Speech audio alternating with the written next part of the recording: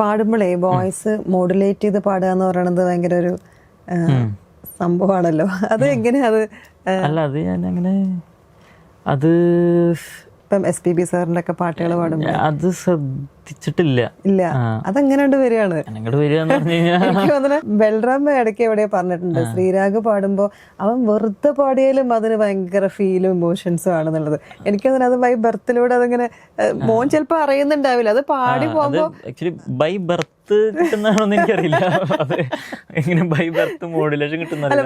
പക്ഷെ നമ്മള് അറിയാണ്ട് നമ്മള് എപ്പോഴും പാടുകയാണല്ലോ. ഇപ്പൊ ഒരു പരിപാടിക്കാണെങ്കിലും അല്ലെങ്കിലും വെറുതെ ഇരുന്നിട്ടാണെങ്കിലും പാടുകയാണ്. വെറുതെ ഇരുന്ന് പാടുക എന്ന് പറയുന്നത് പാട്ടിനോടുള്ള ഇഷ്ടം കൊണ്ട് പാടുന്നതല്ലേ. ഇപ്പൊ പരിപാടിക്ക് നമുക്ക് ഇഷ്ടമില്ലാത്തൊരു പാട്ട് പാടുന്നത് അത് പ്രോഗ്രാമിന് വേണ്ടി പാടേണ്ടി വന്ന് പാടുന്നതായിരിക്കും. അല്ലാതെ നമ്മൾ വെറുതെ ഇരിക്കുമ്പോൾ പാടുക എന്ന് പറഞ്ഞാൽ അത് ഇഷ്ടം കൊണ്ട് പാടുന്നത്, അല്ലാതെ അങ്ങനെ പാടേണ്ട ആവശ്യമില്ലല്ലോ.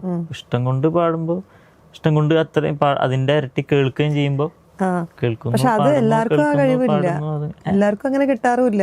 അല്ല, ആക്ച്വലി നന്നായി കേട്ട് കഴിഞ്ഞാൽ അതൊക്കെ കിട്ടുന്നതാണ് എൻ്റെ ഒരു